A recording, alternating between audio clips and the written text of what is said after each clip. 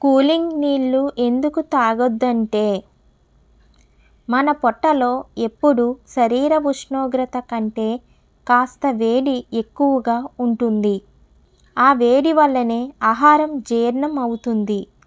జీర్ణక్రియ సజావుగా సాగాలంటే కనీస ఉష్ణోగ్రత పొట్టలో ఉండాలి. అయితే కూలింగ్ నీళ్ళు తాగడం వల్ల జఠరాగ్ని చల్లబడుతుంది.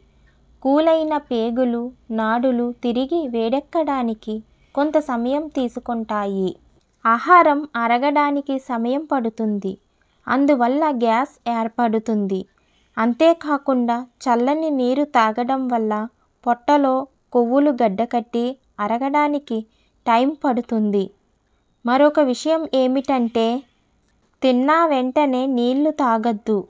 కొంత గ్యాప్ తర్వాత గోరువెచ్చని నీళ్లు తాగండి. అలాగని మరీ వేడి నీళ్లు తాగినా నష్టమే. Please like and subscribe.